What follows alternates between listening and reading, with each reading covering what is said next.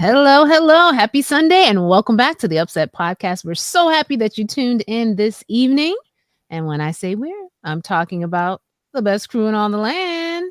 And here they are. Happy Sunday. Happy Sunday. Happy football Sunday. Yes, we know some of you are watching those last few minutes of the game. But there's no game left to watch. Sorry. Somebody's predicting that, we already have the winner. We already know who it's going to be. You think we get off work? No. Will people take off? Yes, but Chuck, she didn't even have an explanation. I think all the folk down in Center City, Philadelphia, are going to get exactly. They're going to get the day off because they're not going to be able to get anywhere near their jobs. That's right. And this is the score update. 31-7 is where it stands. Yeah, the score is a lot to a little. Yeah, so pretty promising. Thanks for tuning in, everybody. Glad you joined us. As you can see, we are live, and we love it when we're live because that means we get to interact with all of you and share your comments. So thanks again. Good evening to you. Hey. Mike Williams, thanks for joining us. Glad to have you all.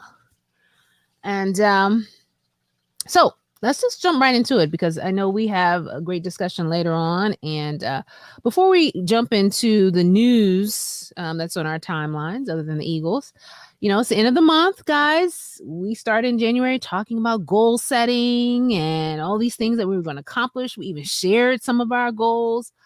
I want to know, this is our little check-in. How do you feel like you're doing 1 month in? I know some of us started our goals before January, but let's give ourselves a grade 1 to 10. Let's just go around quickly.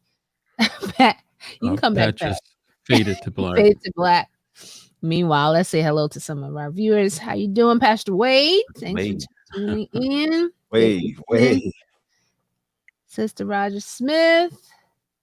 Oh, hi, Sister. Wow. Brett. All right. Good to see your name. Hope you're doing well. Yeah. Thanks for tuning in. But back to the matter at hand, guys. How are we doing with these goals that we set for the year? GP, let's start with you. 1 to 10. I'll give myself a 7. Okay. I have been actively working towards my goal and putting forth the necessary action. So. Okay, great. So that means a book is coming soon, y'all. That's it. Soon. All right, Charles, how about you? Where are we? I think I'm about a 7, strong 7, maybe a 7.5. I use January as a test month. There you go. So really my efforts really kick in February 1. So I try to, I just try to be realistic. We say January 1 and we're going to make these changes. Well, sometimes it takes weeks. Yeah. That's right. So, you're building that momentum. I'm at a strong 10.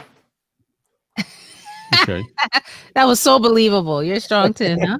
Accomplishing all those goals that you set. Everything that's set before me, I just got it going like this. Uh-huh. All right. And now the true answer? 5. 5. Okay. But it's a strong 5. It's a strong 5. Well, that's good. I mean, it could be, it could be 2. Right. Yeah, you're right, Chuck. It could be. Mm-hmm. It's 5. There's some things I need to jump back on and just grab the reins back but I think a strong 5, and I'm looking to pull back, especially on my Bible reading. Yeah, that's really where the fallout is. You just gotta get that time and jump back on it. That's all.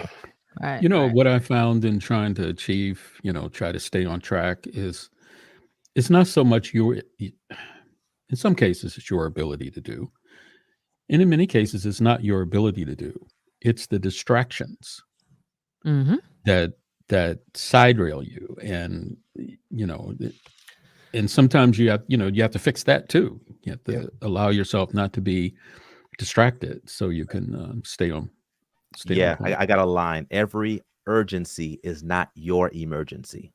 That's right. Right. So you got to have discernment and wisdom to know that every urgency is not your emergency. You got to stay focused. Stay focused. That's true. I like that, man. like That's that. right. And I'd give myself maybe an 8. But I agree with Charles in that January has been the month to really help me like recalibrate. Like, was that even a realistic goal based on how life is going right now? And so I've been able to make some adjustments. And I think we all have to leave room to make adjustments to our goals to fit our real lifestyle. And yes, hey Tiff. Where's Tally and Marlene? Marlene is coming. Marlene is on her way. Tally No, has she's not coming. commitment. They both playing. They both watching the end of the Yeah, they're game. watching football.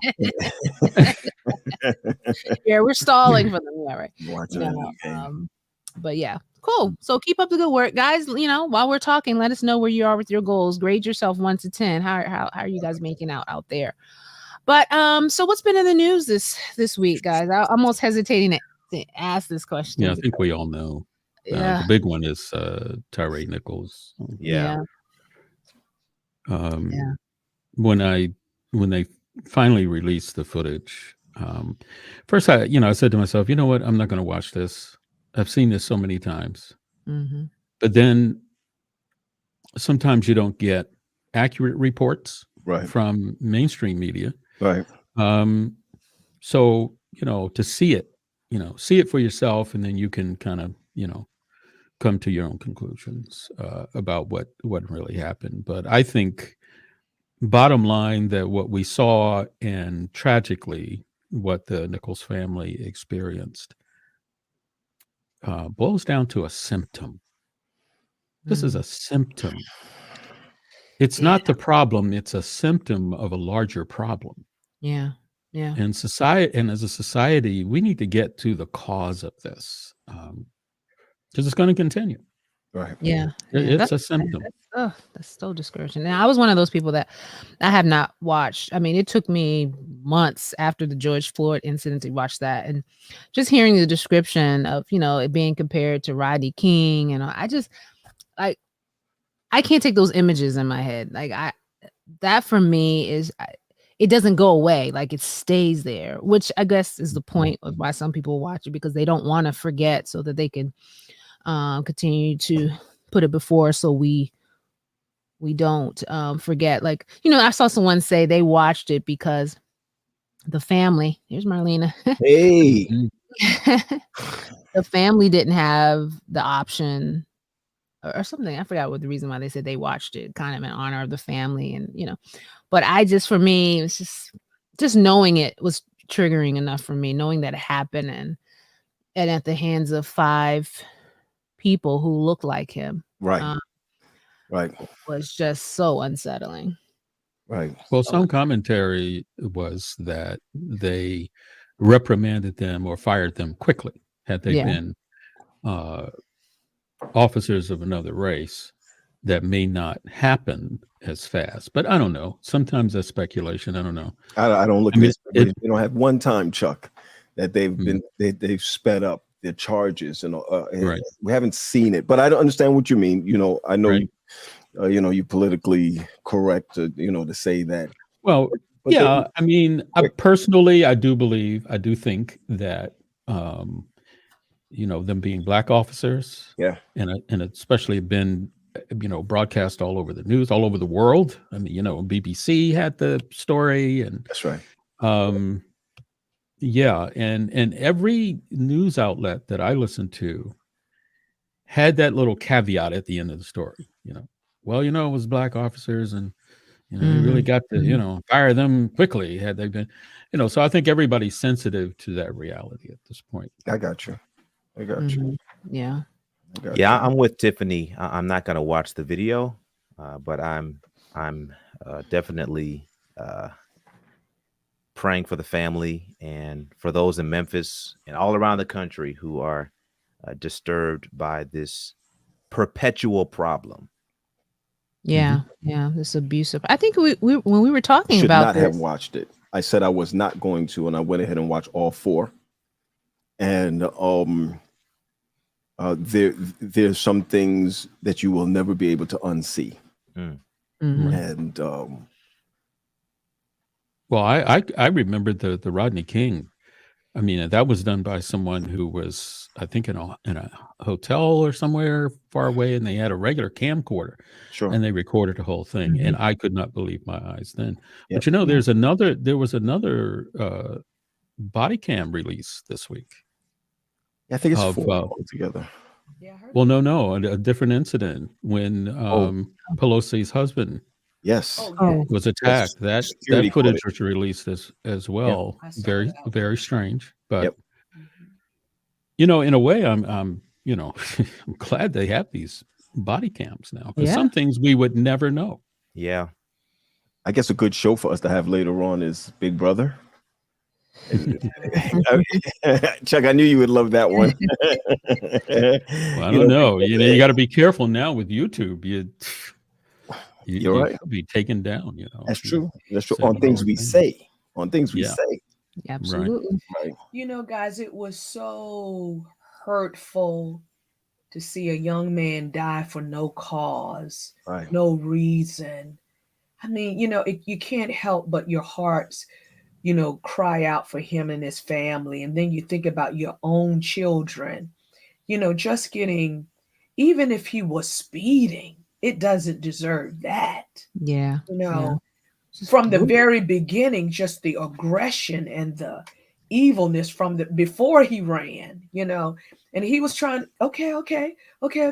He's trying to calm them, and they're Yeah. not calming down. Yeah. Yeah. He's like, y'all doing Like, too they came much. out. They came Yeah. out hard, strong, like they were on a mission. Yes, Yeah. he even said, guys, y'all Y'all doing doing too much. praises, you're doing a lot, right? Yeah, that's what he said. Y'all doing a You're lot. doing a lot. And Mhm. Mhm.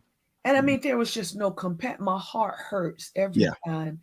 I had to see it for myself. I didn't want to, but Mhm. it's so heartbreaking to know. And I was mad that it was us on us. You know what I'm Right. saying? Yeah. Hey, Mhm. we've been so oppressed for so many years. Why would we do that to one another? Well, it just clearly shows that evil is no respecter of person. Yep. Yep. And it also speaks to training, police training. Clearly, these men were not trained properly or screened properly. I think a police officer, being a public servant, needs to be a special individual. You know how they used to say in the old days that the police was the city's finest? Oh yeah. Finest what? Mhm. Right? Mhm. Mhm. So long time ago, about 100 years ago, I wanted to be a state trooper. Right? Oh, I can see that. Me too. Yeah. And when I got older and then started to find out, city cop versus state trooper. In those days, to be a state trooper, you really had to go through some training. They required a minimum of 2 years of college. And, you just didn't sign up. They really screened those officers because you just can't put wild animals out on the, because that's how they appeared. Wild animals with guns and cars out on the Mhm. street, Yeah. supposedly serving and protecting. Yeah, and I got a couple of comments. And this stuck out to me too. He cried out for his brother just like George Floyd did. Right. And I wondered if in that moment he knew, He was you dying. know, he would have the same fate. I mean, I wonder if he was like somehow making that connection, because the way that they were beating him, from what I hear, I mean, the fact that he even survived as long as he did, but 3 days after he was Yeah. beaten. But Right. did you see the video of his mom when she was talking about how the police came to her door? Right. Did you see that? Yes. Mhm. And then they would tell her that she couldn't go to the hospital. That's right. It was That's the like- doctor. It was the doctor that got her to come to the hospital. Yes. Right. Oh, Can you that was- imagine? And Mm. here's the thing. I know 80 yards is far, but for someone suffering Right down the street from Right there. down In the neighborhood. in your neighborhood, Ah. he's hoping. He was almost home. Oh, right. Oh, Right. whew, guys. Well, we could talk about this one. Listen, let's start the show all over again. This is But you know what? And I need in balance. I just need to say this because we do have, even in our churches, we have police officers, law enforcement officers, And it's unfortunate that these kinds of incidents just puts a bad light on good law enforcement officers, right. compassionate. True, Chuck. I, That's true. I can tell you more stories Good of stories. compassionate police officers, white and black, who went above and beyond the call of duty. Sure. I mean, so much as to, I heard one story of, well, he actually told the story. He pulled over a black motorist, female motorist, and she didn't have her license with her. Found out her insurance had lapsed, and they could have not only taken her car, but they could have actually, fined her heavily. Instead of doing that, and of course she had a couple of kids, that police officer, the motorist was black, he was white. He let her go, escorted her home. He did give her a ticket, but went back to the police station and took a collection from all the police officers in the precinct. Came back, not only gave her cash, but clothing for her children and some other things. Now, that doesn't make CNN. It's just, Right. you know what I'm saying? Yeah. But it's stories like that that remind us that there are excellent male and female law enforcement officers out there who really care about their community. It's just unfortunate that these men were just wild and out of control. But you know what, Chuck? I think they were used to doing that. Yeah, that's Oh yeah. I heard they were known for that. They're supposed to be part of a special. Yeah. They were part of a special squad or something. Right. Yeah. Yeah. They went too far there. All right, guys. I know this is something that is very close to our hearts. However, we have a topic that we discussed last week that just was getting so good and so intense that we just knew a part 2 was coming. And so you may be looking and saying, oh, where are the young people? Because we said we were going to try to bring some young people. But we have an option. We thought, just for anonymity's sake, not to put anyone on the spot, we will allow we didn't have the ability to put them in a witness protection program. So. Yeah, we don't want the church folks getting to them. Oh, that's funny. So there is a call-in number. Go ahead and write that down. We'll have it scrolling at the bottom, where young people or any of you who want to weigh in into the discussion. We were talking about quiet quitting, the youth in the church. Why are the youth leaving? What can we do?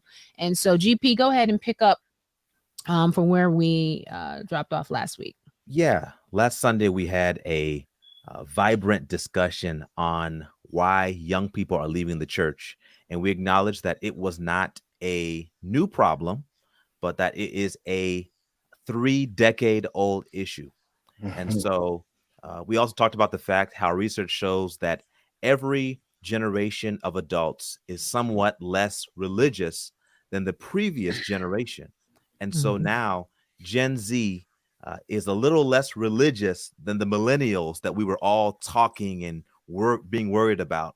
And so a lot of people are saying it's a serious crisis that we need to adhere to because the future of the church is going out the door. But the reality is there are so many reasons why young people and young adults are choosing to part ways. We talked about the pandemic. We had so many people responding in the chat, their input, ideas, suggestions. And so this is just another opportunity to re-explore this conversation.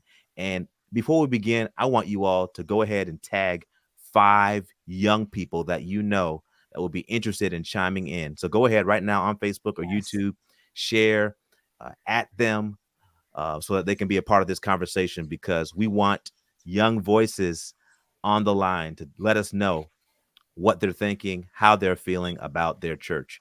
So one of the things we talked about was that we have a number of reasons. One of those reasons why young people choose to stop attending church is, of course, transitions. They go away to college, they change their location, and many decide to, just put that on hold and to focus on their studies and social life. Some young people say that church members are judgmental or hypocritical. There are some who don't feel connected to the people in their church. There are some who have some issues with the political stances and lack of involvement in social issues in society. And of course, there are some folks who are busy with work and they're busy adulting and don't really have time to commit to a local membership. But at the end of the day, we know that there is no easy answer to this tough question. And so we're trying to wrestle with it together. And so your input would be greatly appreciated. And so I want to turn to my esteemed co-host and panelist about some of these reasons that young people gave why they don't attend church. What do you guys think is something that we have not talked about that could be a factor as to why young people are being turned off by the church? Well, there are a lot of studies out there. One of the studies I came across said that some young people are experiencing negative experiences at church. Some young people may have had negative experience with the church, such as being bullied or shamed for their beliefs, or feeling unwelcome because of their race, gender, or sexual orientation. So in their minds, that's a negative experience. And of course, when people want to be happy and welcomed and embraced, maybe some churches aren't the place to find that. Yeah. And GP, also because this is not just an Adventist issue, is throughout all of Christendom. Yep. So could it be that at some point, maybe young people feel they want to be free, like maybe they look at church as being a little bit restrictive in their lives? I guess it's through the presentation, maybe of how Christ is presented. And so they desire to explore the world, if you will, because why is it happening throughout all of Christendom? Yeah. Some may feel also that they have other options. Like, I can find community elsewhere. I don't have to find community in a place where I don't feel like I belong or I'm truly accepted. And so I'm going to go wherever that acceptance and love is, even if it's, something that you don't approve of. Because at the end of the day, I love God and I have not left God. I just left the church. So. Right. Yeah.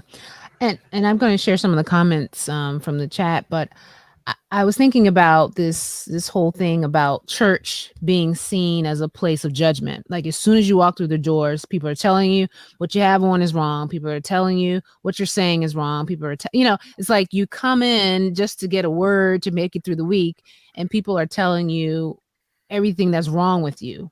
And I think we have to get out of that mentality of it's our place to bring people, have people convert look them the way they should. Yeah, like at the door, like be converted.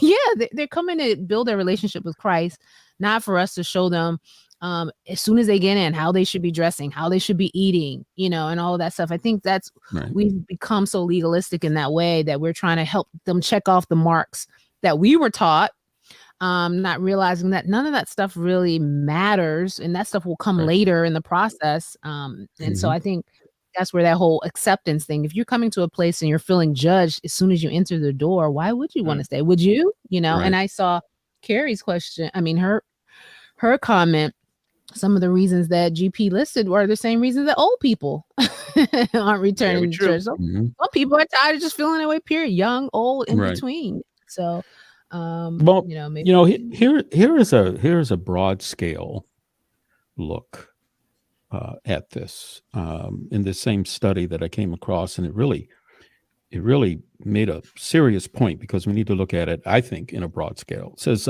young people today have grown up with different views of the world, society, and their understanding of spirituality. This may not align with traditional views of Christianity. So let's look at it at the broad scale. Society is dramatically different today than it was 40, 50 years ago. Those of us that are still in the church and participating in the church have grown up with those values. the young people today has grown up with different values.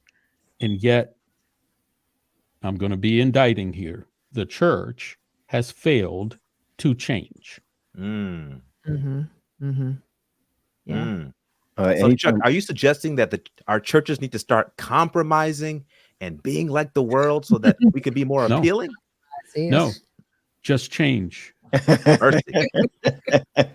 Yeah. Yeah. Evolve. you know, Evolve. Yeah. anything we look at it as new, we start to put up barriers when we hear the word new, and new is not necessarily a bad thing. Or change. Yeah. Or change or change.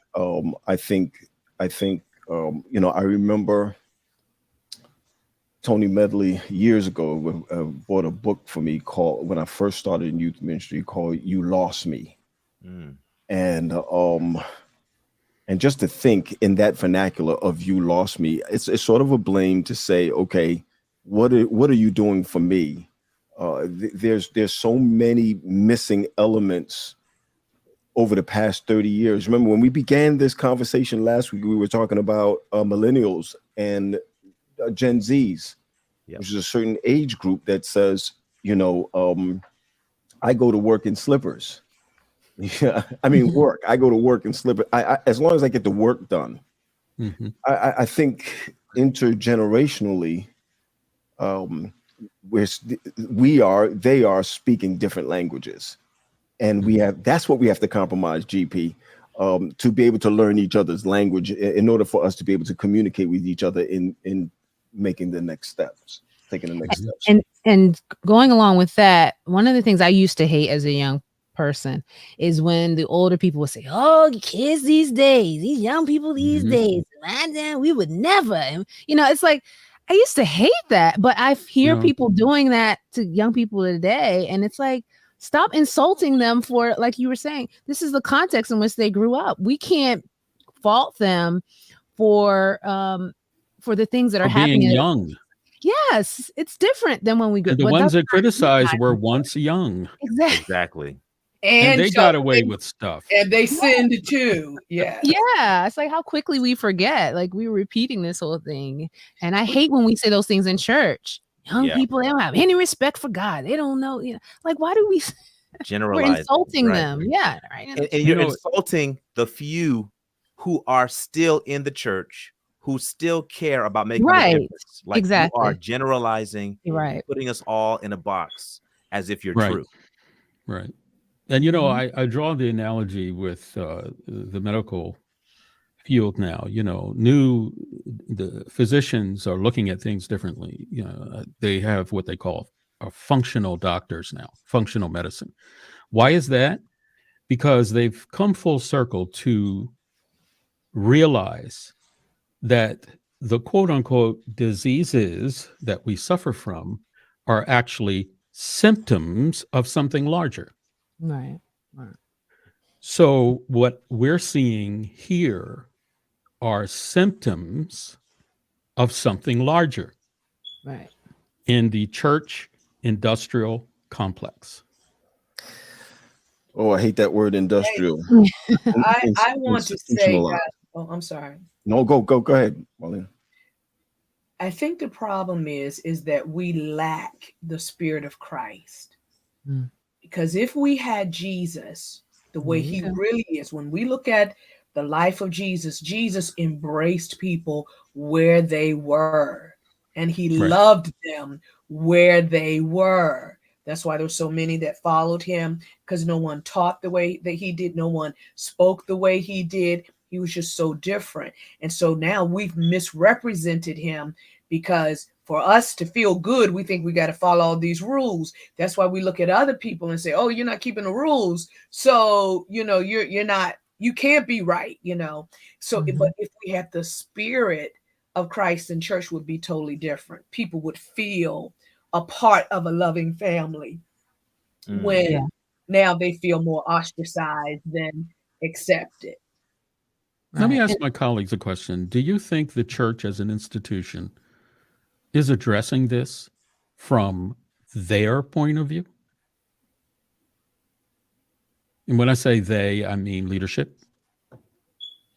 is this an issue or a hot topic on the desks of our leaders? When you say Just a leaders, question. no. When you say leaders, help me with that, because I'd like to answer it. But when you say leaders, are you talking about, what are you talking about? Well, first of all, I'm talking about. I like to start at the top. Sure. So let's go by conference level in the conference office on down. Pastors, are you dealing with it in your particular area, your particular church or your district? And when I say deal with it, not just recognize, oh yeah, we have a problem, but what do we do about it? Mhm. What do we do? Do we sit down and strategize? And if someone were to ask me, well, Chuck, what do you think we ought to start doing? I think we need to start listening. Let's listen. Stop Yeah. talking. Yep. And let's just listen to what they have to say. Yeah. Right. And their feelings. And we're not just talking about young people, but as Carrie brought up, I mean, there are older folk that are just done. Yep. Yeah. So I think our leadership needs to start listening. Mm-hmm. Yeah. That's where to start. I see there are some young people in the chat right now. Please call the number because we want to listen to you. Julian Brissett had a comment. I want to highlight it. He said, change is hard. I'm not old at all. I'm 25, so I am the dynamic being discussed. Nothing wrong with tradition, right? However, evolution is not a bad thing. I believe that we have to learn how to coexist without pointing fingers. There are things that have been traditional that aren't at all biblical or godly, and there are things that my age group want or suggest that doesn't line up either. A gap has to be filled. Julian, you got to call in, bro. You got to call Hey, in. Julian. Dig it. Great. But Julian. That was great. I'd like to say this too. I'm gonna be sarcastic with Julian. As soon as he used the word evolution, You lost that. Yep. We don't believe in evolution. The word. And that's not even the context in what he's talking about. Exactly. That's not even the context. As soon as we heard Certain the word words trigger us. Yeah. now we're going through trauma. Julian, excellent. I like what you said. But I want to go back to the listening aspect of it, and I want to go back to what Chuck, what you asked. And I'm not putting blame on or anything of that nature. as General Conference, North American Division, Union, and even Conference, all we are resources. That's it. I'm putting it on the table right now. We are resources for the local church. Mm-hmm. The local church's responsibility is community and family. That's and they find resources for that where? The little offering that comes in. Well, I mean, guys, you don't even have to have a lot of money to reach out to your people and to change where you are. It's establishing ministries that so this is what I thought. I had to establish ministries, right, to go after my people. But this is what I learned in school. Y'all know I'm a student now.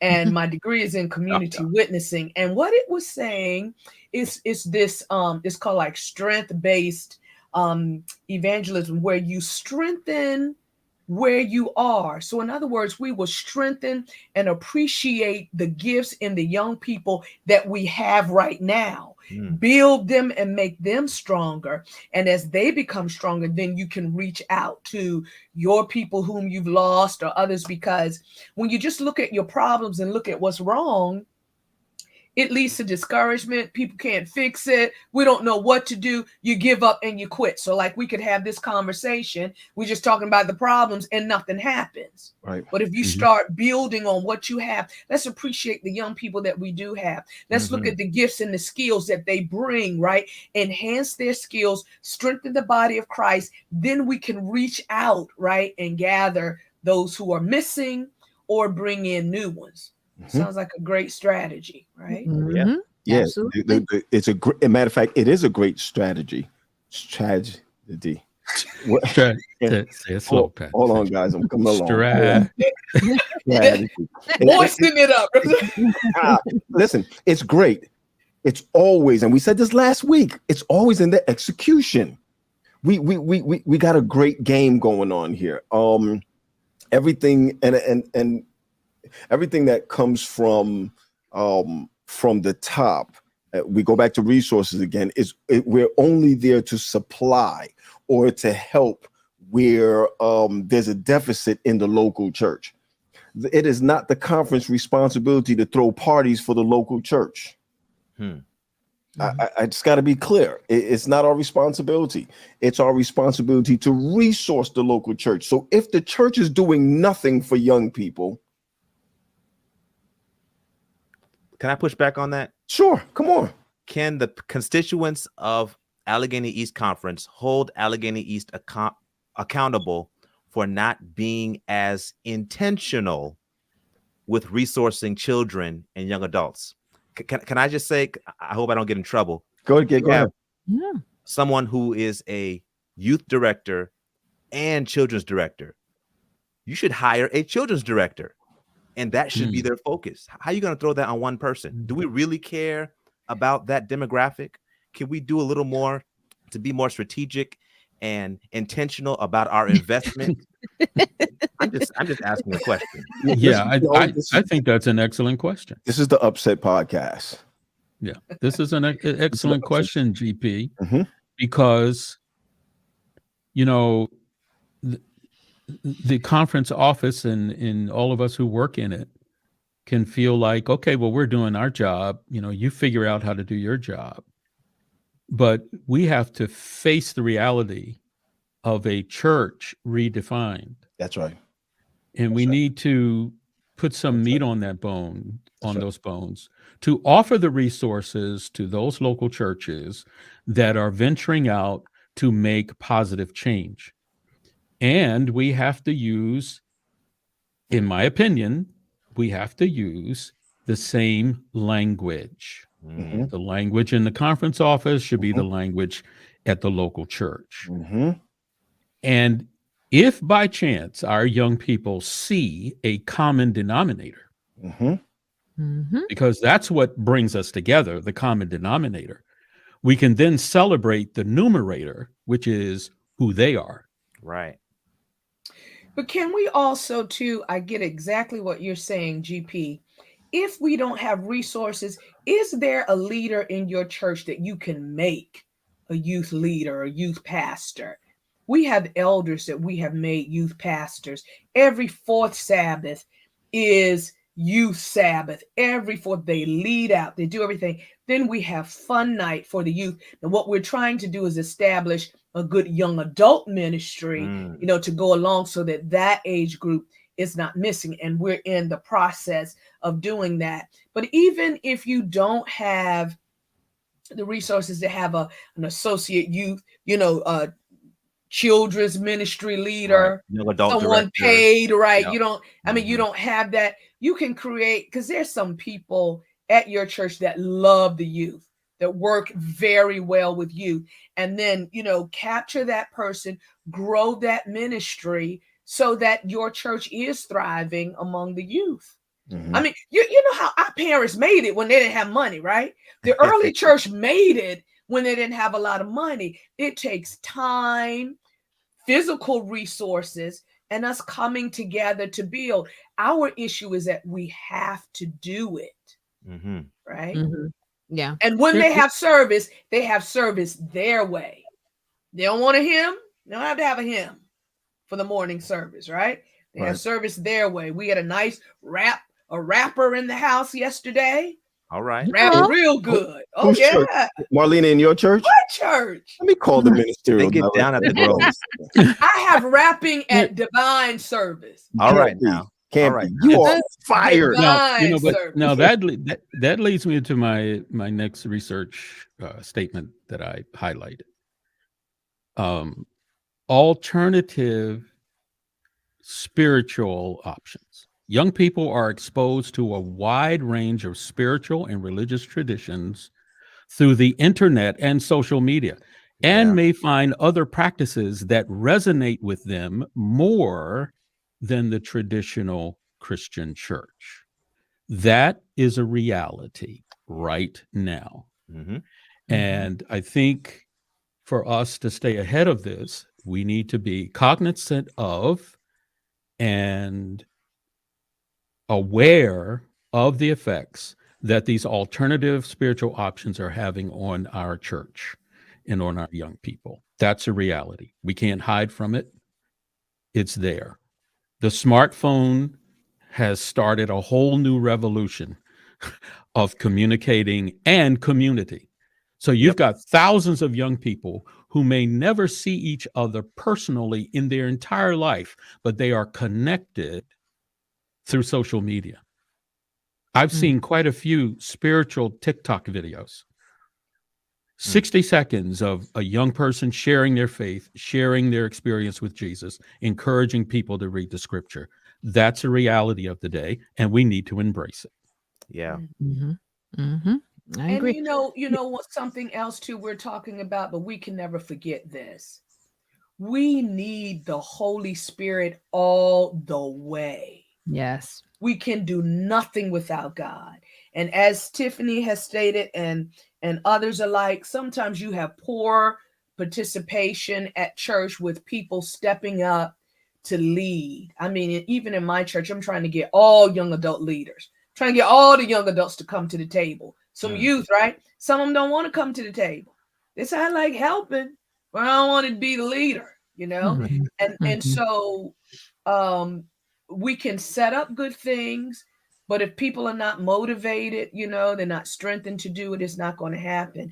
We must have the Holy Spirit leading and helping us and working with, you know, the church in prayer. That's how the church changes. Our willingness, our prayer before God, and implementation of the things that the Spirit of God leads us to do. That's how you make change, because without it, as us working carnally and everybody upset, nothing is happening, even though it sounds good, but it's not happening. And Lady E109 brought up a point in terms of like what happens on the local level, that in many of the churches, the young people aren't on the board, so they can't suggest things that are voted. And then they kind of feel outnumbered, and sometimes they're argued down at the table. So I was thinking too that sometimes we need advocates. You know, when the youth can't be present, you know, and you're on the board and this is a burden, we can't always wait for the pastor to put it on the table. We can't always wait for the first elder to put it on the table. Sometimes those of us who serve on boards, we have to bring it to the forefront, you know, and it's okay to do a little lobbying before the board meeting, talk to a few of the other people of the board, say, I'm about to bring this up. Let's talk about, you know, so that this is a discussion that never leaves the room. Like it's prioritized by every church. And some people say, oh, we don't have any young people, so we don't have youth programming. I say it, build it and they will come. Even if 2 weeks, nobody shows up. On that third week, you may get one. The next week, the key is be consistent, because I've seen youth programs start off very, you know, fledgling, like, oh, nobody's coming. But then because of the consistency of the leaders and people talking about it, you start to show up. I just don't want people to give up just because you only have 2 young people or 3 young people. Build on that, because soon they'll bring their friends and they'll bring their friends' friends, because you're creating a community for them to connect. I think that's so important, particularly for our smaller churches who feel like they're dead already. No, there's still life that can still be breathed into these churches. Hey, Pat, I want to ask you a question. Yeah, don't give up. Pat, ahead, Chuck. on the local church level as youth leader, what is your assessment of youth leaders or leadership on the local church level? Is that still vibrant? Are there still resources for that, or is that kind of fade away? I know we have Pathfinders, that's kind of a different track, but what about our youth leaders on a local level? You know, I'm going to combine that with GP's question, because GP had a great question that we didn't get to. So I'm going to combine those two together, Chuck, when we get a chance, because I think it's important to intertwine when he's talking about GP had asked, what do we do from resources from that level? And I'll answer that a little bit later on. Okay. Well, we do have a caller, a young voice that is ready to be heard. Come on, And young. so I'm going to invite Pat to invite Mr. Julian Brissett to the line. Julian. Hey, how you doing? Good. Hi. Good. Doing all Hey, right. Jill. Welcome to the UpSet Yeah. podcast. Julian, you had an awesome comment in the chat, but now is the time for us to listen, to hear your heart and hear your take on why young people are leaving the church. So take I'm it not away, going to sir. listen to him. He used the word evolution. So In full context, when I say evolution, I'm I not know. talking about Charles Darwin. I'm talking I about know. no, I know. that's for everybody else, not you. I hear you, Jude. Go ahead, man. I just want to start with the first thing. So I'm not, like I said, I'm not old, but I am also now a father as well. And then being a product of an Adventist home, you know, and trying to embody that now for my own child, it is discouraging that, you know, when it comes to being not just a young adult and now having to raise a child up, you know, yourself, there are not many outlets or there aren't as many participants or it's not, you know, well put as far as effort in order to invest. I understand that there are, you know, limited resources and it does not always take money in order to innovate. However, you know, so to give you like a, you know, snapshot of where my perspective is coming from. So I'm a musician, right? I've played for Adventist churches, I've played for Sunday churches, I've played for as many different denominations that you can name. And the one thing that I've always found where we struggle in comparison to others, right, is youth.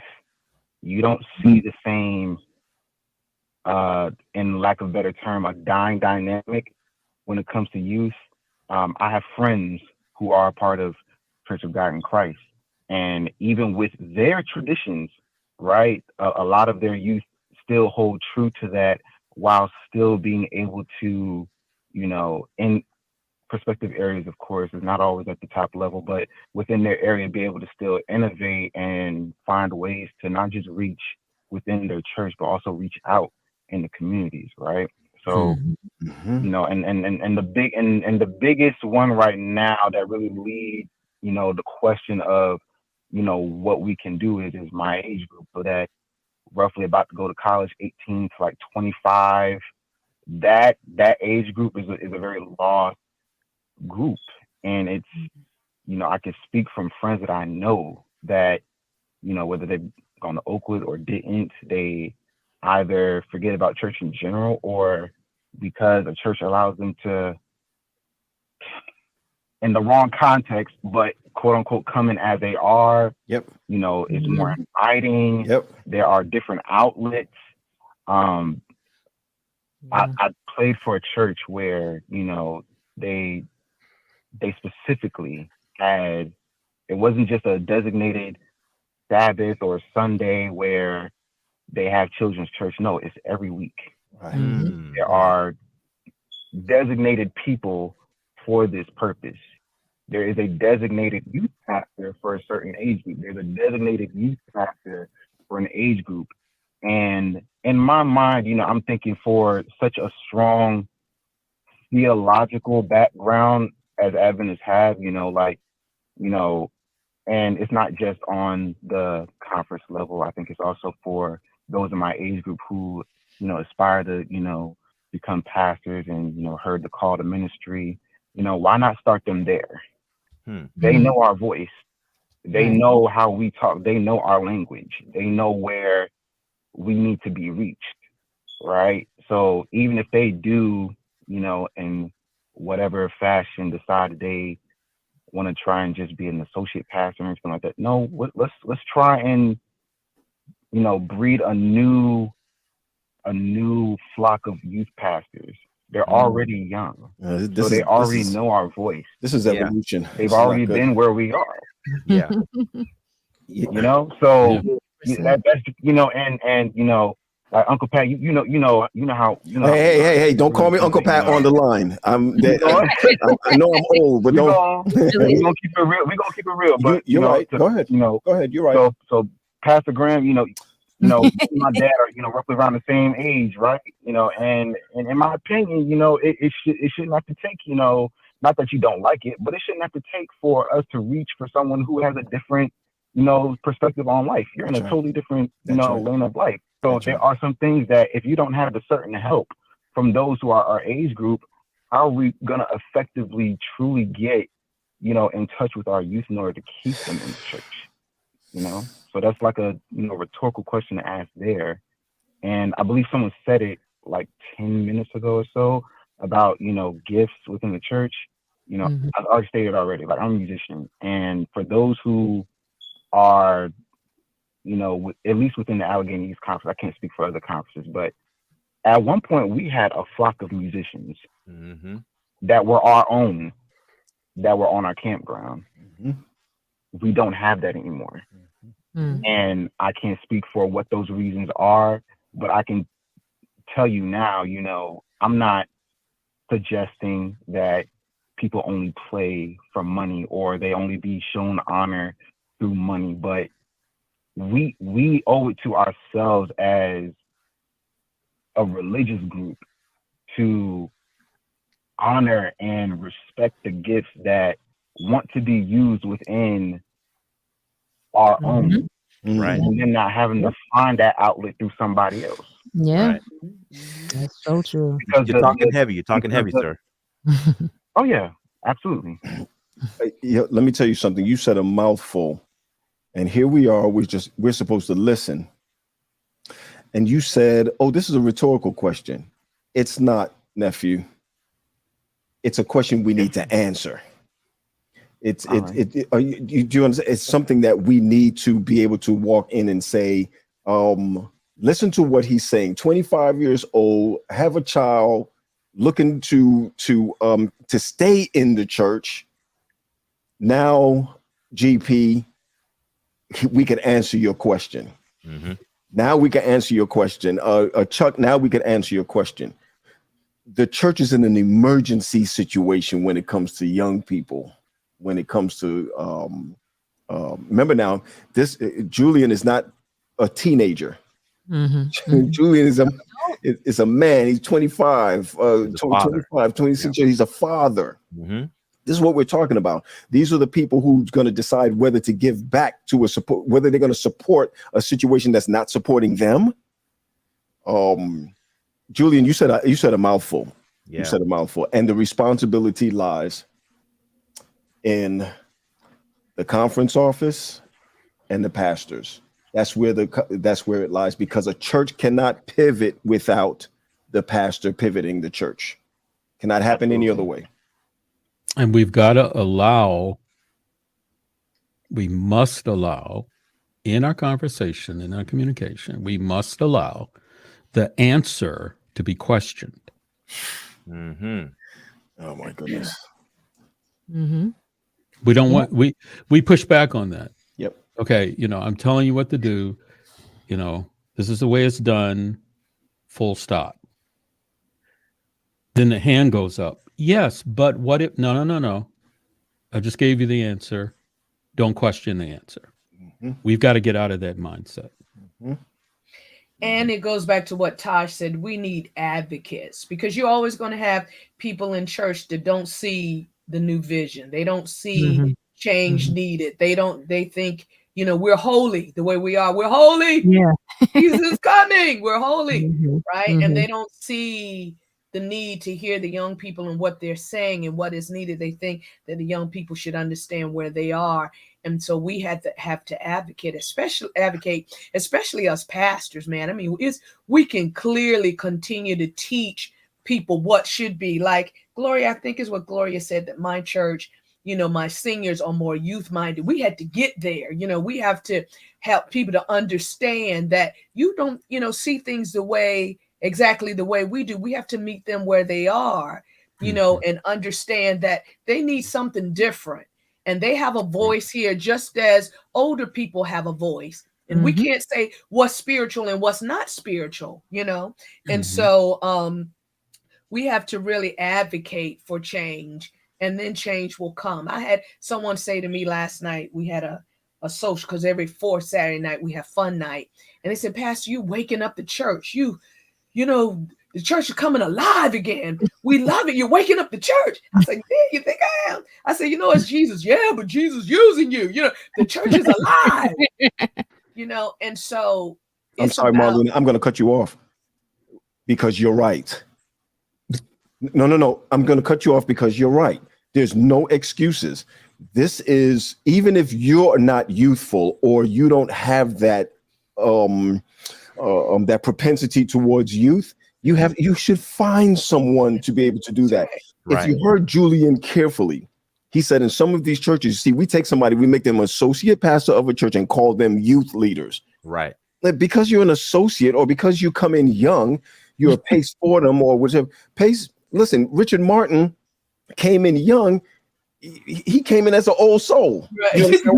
I mean, and I'm saying that in a good way. I mean, I'm not it's very mature. Yeah. He came in as an old soul. You have to be able to say, at this church, this is what we need, and this pastor should be able to go to these 3 or 4 churches in the area to keep up, to be the bishop of 4 churches for youth.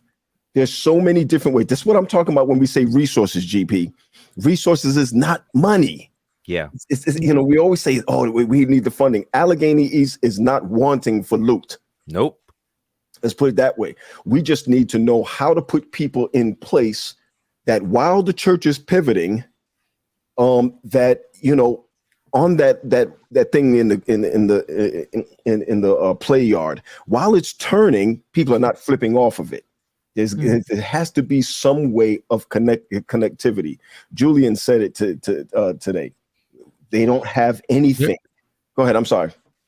I was going to say, Tasha, can you put up that comment by Miss Rivers? I think she makes a good point. Something else that needs to be considered is the clique of Adventism. Not everyone went to the academies and the colleges. The church is very much centered around that context, and it excludes people.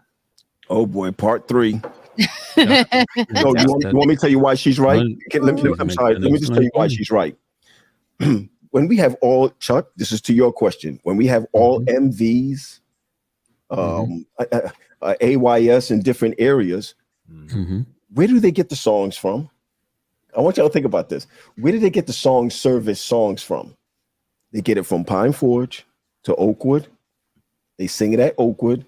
They graduate from Oakwood. They go back into the churches and they teach the young people. It's a cycle that goes around. That's the reason why when they make up verses at Oakwood, it automatically goes down to.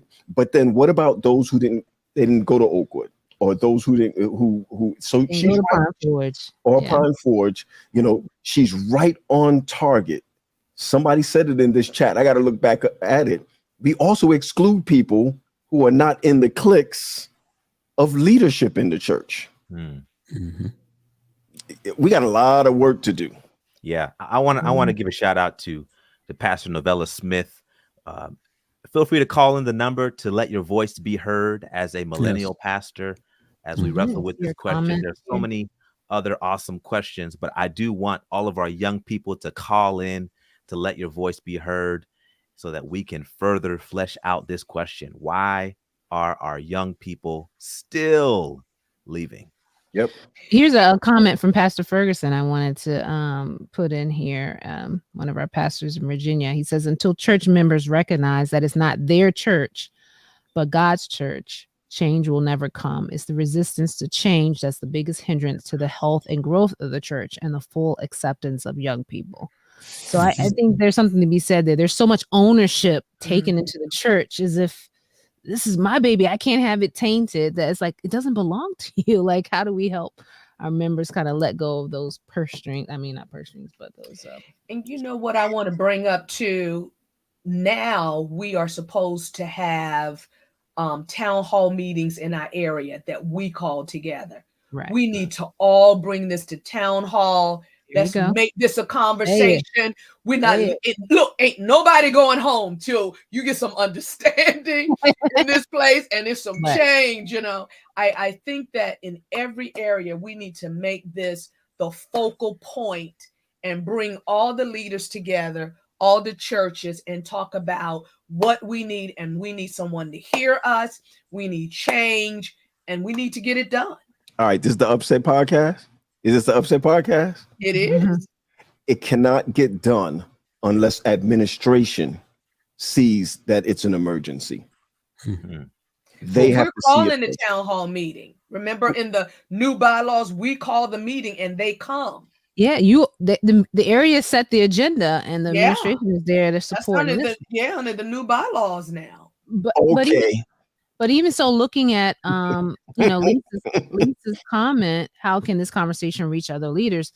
That's how it can happen. I mean, when you're having this discussion as an area, or hey, we have church ministries meeting this week. When we go to our meeting, 3 of us are in the meeting. When we're talking about it, it's like, wow, we keep hearing this from everywhere. We're hearing it from the area. We're hearing it from our directors. At some point, it's like it's going to become a broken record to the point where they have to do something because they can't ignore it anymore. It has to become that dire for us. Like, this is the future of our church. This is our now. I hate to say future. This is our now and future. And we have to invest in it. I mean, Listen, Latasha, I have been to how many churches, and I'll take it off my social media, where I have walked into churches over the past year.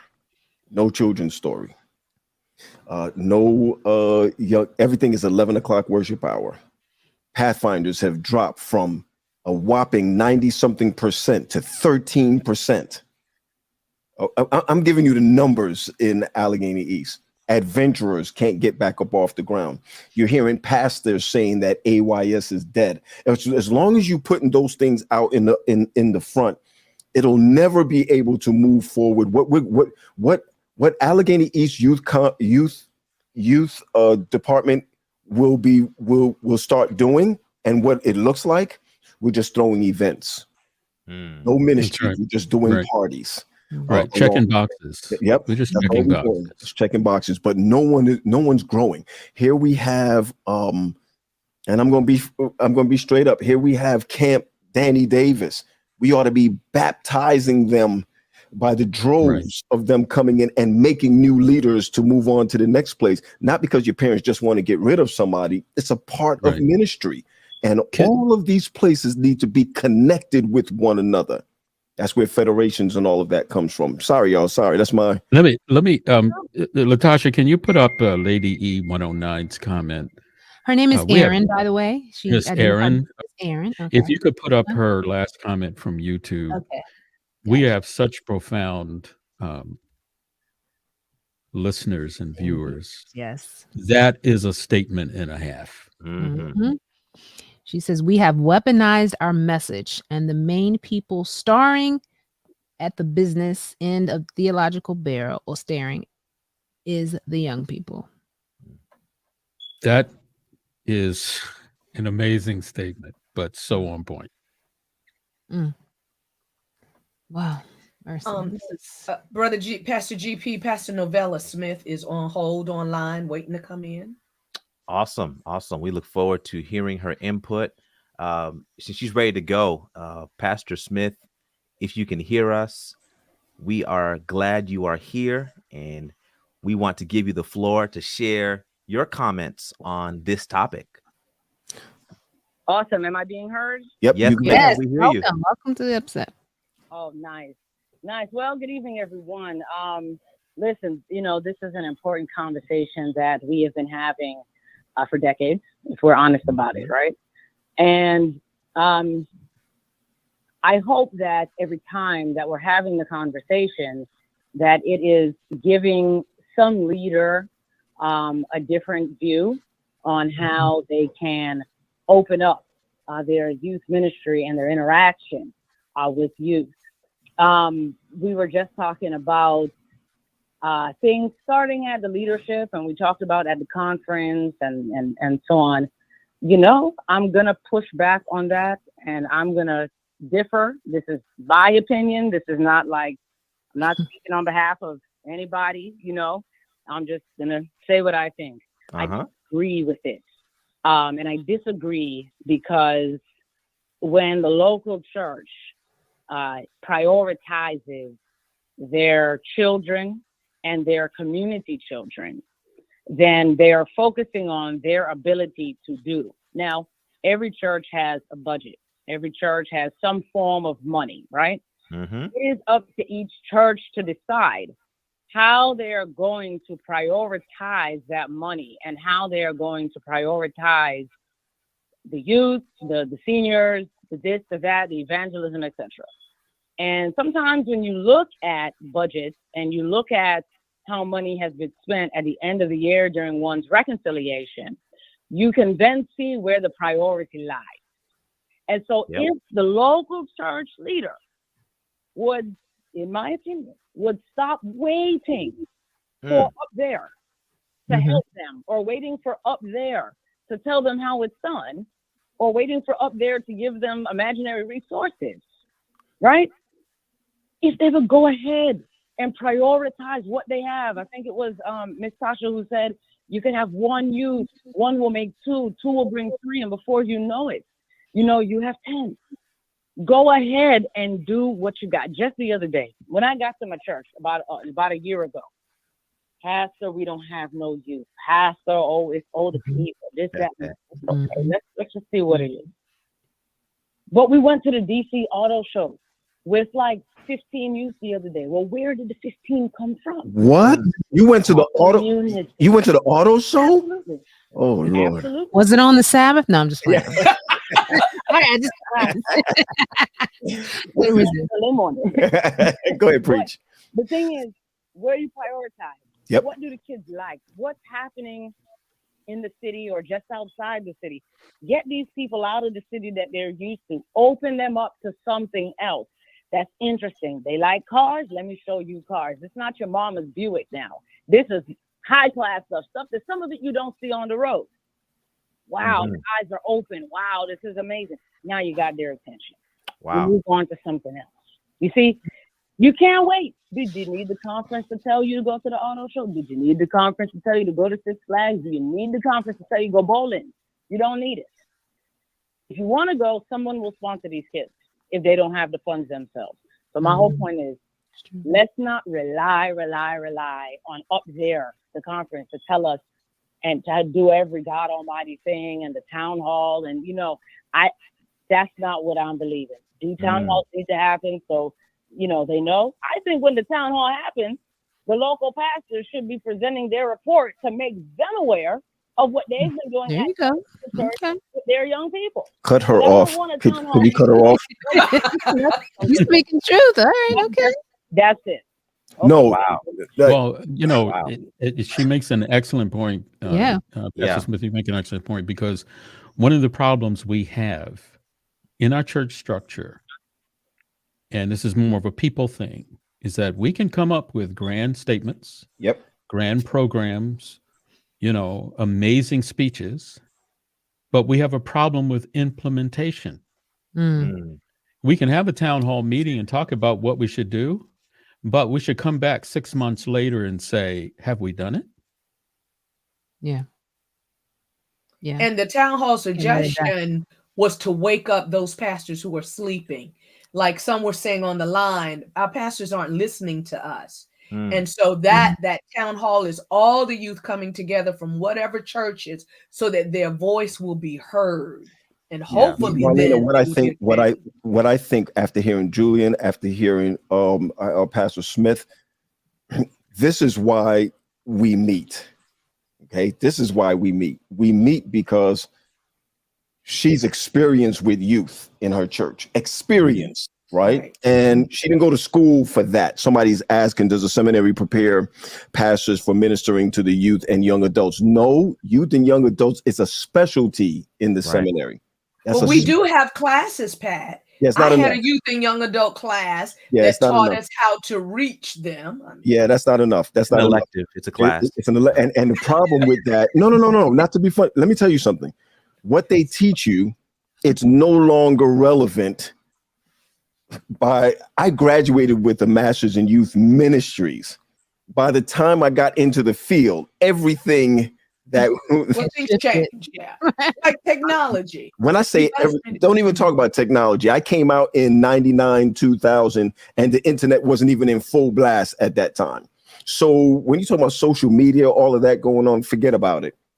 Please don't expect your pastor to know everything about youth. There's someone in your church, some 70-year-old, 60-year-old that can run circles around the pastors when it comes to youth.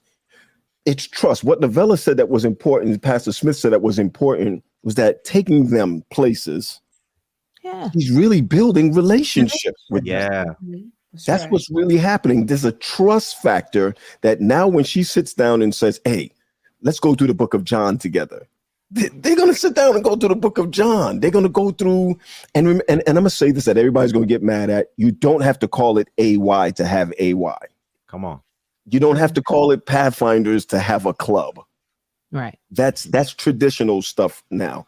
What you need to do is to be able to connect with them, because what they're saying makes all the sense in the world. And we just have to listen to them. She made a powerful point that we should not wait for Allegheny East or whatever conference you're a part of to get it together. Right. You can do something right where you are. Right. So look at your budget. How can you reprioritize and do something intentional, even if it's simple, but it can be impactful towards connecting with young people and stop the bleeding that is happening. Yep. And GP, I want to also mention the church. We still have to redefine what church is, because we're still associating church with the building. Church, it's the people, right? We keep saying church is the people. So when we find ways to connect with our young people, and it can be outside of the church walls, it can be those activities like the auto show and some of the other things that people were referencing. We ourselves have to think out of the box. We're trying to plan all this programming after church, before church. Think about some activity. The young people will go. They're looking for things to do to hang out with other people that's not at the church. Right. They want to paint houses. When they build a relationship. Then they'll come to the please, church. Please, let's not go there. Please. Novella, this is Pat. Novella, you still on the line? Yep, I'm here. Yep. Come on, smile at least. I know when you're smiling. Smile. Smile.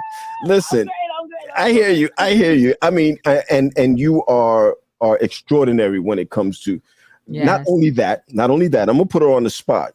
When we had the social justice situation, she mobilized young people to go out on the Sabbath. I believe it was. And to be able to say we're doing something together that Jesus would have done. Right.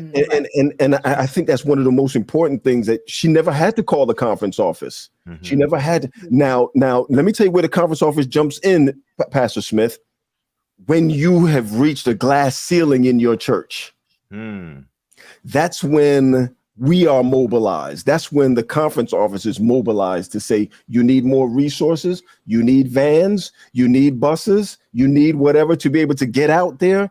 Wait a minute, you need tickets? There's somebody at the conference office that knows somebody at the auto show, that knows somebody that'd be able to get A, B, and C. Call Charles Battle. Everybody know Charles Battle? Charles Battle will find some way to get tickets. The point, I mean, for resources, not to leave everybody alone. It's for us to be able to enhance your ministry local. And so, Novella, I applaud you for what you're doing. Yeah. And I think that if half of our churches would do half of what you do, you will see a pivot and a move and a change. Yes. Yeah. Amen. Pastor Smith has obviously reached beyond the break. Yes. And have made the connection. You were talking about tickets and to events. I remember a friend of mine who was an educator, Seventh-day Adventist female educator, one of our schools, and of course they're always looking for things for students to participate in. So she told me the story that she simply went to a local Walmart and explained to them, that they're trying to get activities and resources for their young people in the church. Well, that particular Walmart, I don't know if they still do this, gave her 50 tickets to the entrance of the amusement park there in Virginia. King's Dominion? King's Dominion. King's Dominion. Right. Free. Now, those tickets even back then were pretty expensive. But they financed 50 tickets, and she was able to take 50 kids to that amusement park. That's what made me think of that when Pastor Smith mentioned the car show. The auto show. Yeah, we want to And I thank. want to say this about Pastor Smith real quick, Pastor GP, because she's a senior pastor now.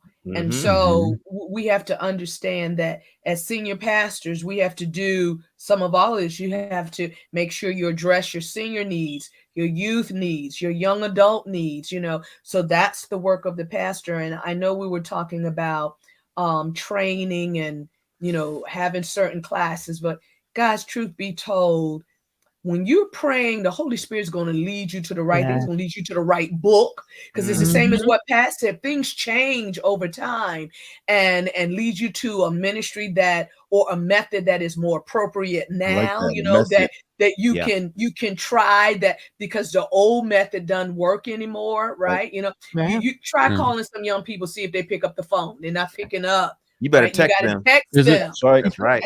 Is it true, Marlena, that I heard you're taking auditions for rappers? Yeah. I got have bars. such an excellent rapper at my church. Dude is so good. And so we try to get him, you know, rapping a lot, because that's his ministry. Yeah. And Well, we you want know, to grow what rappers he has. rappers are poets. No. And he writes it himself. I have it refuse. during Divine Hour. I Not refuse. AY. Divine out 11 I o'clock. said divine. No, I'm done. Not 11. On the Sacred holiest hours. On the High holy, holy the Sabbath. holy, because Hey, his you know words are what, holy. Pat? Look, Pat, you're gonna be surprised that when you get to heaven, they're gonna be dropping the mics up there too. Look, I don't mind the rappers coming in. It has to be 12. It can't be 11 o'clock. After hours. There you go. Oh my goodness. It can't be. I can't believe that it is almost 7:30 Eastern time. Wow. Listen, we've had such a wonderful time discussing, and I am so grateful for the input of Pastor Novella Smith and Brother Julian Brissett. They shared some dynamic remarks, insightful things that we can apply and implement in our local church context. So thank you, Julian. We got some great comments from thank you, Julian. Thank you, Pastor. I'll tell you, our listeners are very sharp and very aware. And all the commenters in the chat, thank you all for your input. The chat was lit again on tonight. Oh, yes. So we're so grateful for the engagement and the dialogue that is happening and will continue to happen. Yeah. Yes. So is that you turning it over to me, GP? Or? We got to get out of here. We can have part 3, but we got to go. But can I add one more thing that's probably, and I know we got to go. One of the other resources of the conference office that people don't understand, there are changes that happen throughout the years. That's legal changes also.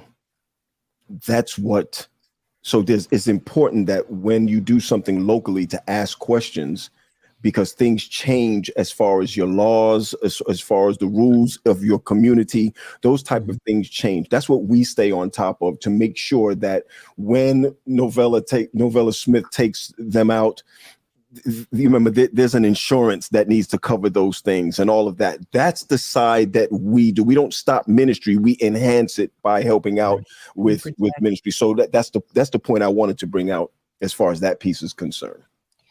I wanted to share this comment that Julian made, because I think it's important for us not to forget that youth and young adults really love God and are hungry for more. Because I think sometimes we think we're trying to convince them that they don't really have a love and we need to woo them over. You know, they have it. They just want to practice it in an environment where they feel accepted and you know, we're listening to where they're coming from. And so I think we have to remember that, because sometimes we just assume that all our young people just, you know, are out there. They don't want to do right. That's not the case. That's really not the case. And so we kind of need to retrain some of our thinking as it relates to that, because some people are afraid to go into youth ministry because they don't know how to convert the youth. And that's not what our emphasis should be. Love the youth. You know, live Christ, live Jesus in front of them. Teach them, you know, with our lifestyle. So thank you for bringing that out, Julian, because I think that represents a lot of what young people feel. Like sometimes we make them feel like they're so sinful, you know, and they, you know, unclean when they come in our midst. And that's certainly not the case. And so Latasha, I know. can I make a suggestion? Sure. Preach, Chuck. Preach. I am just amazed at the comments that we're getting. Yeah. I sense, okay, because I'm not a journalist, but you are. I sense an UpSet newsletter or UpSet podcast blog. And the reason I say that is because people at large need to see these quotes. Yeah. Have them published some kind of way. All right. So now, again, I know that, somebody's got to do it and it's going to be more work, but I'm saying we just, these comments were so rich and so on point. They need to be shared with a larger audience. And if that's a newsletter or a blog or whatever, I like let's consider that.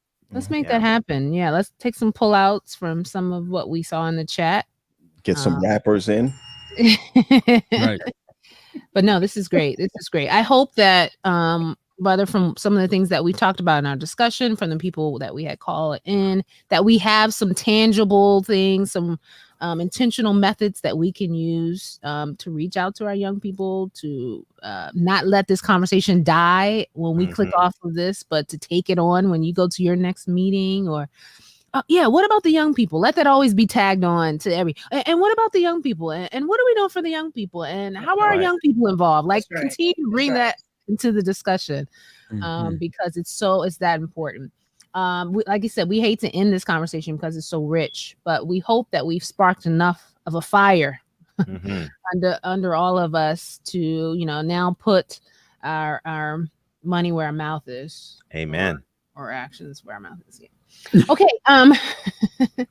Well, it's been great.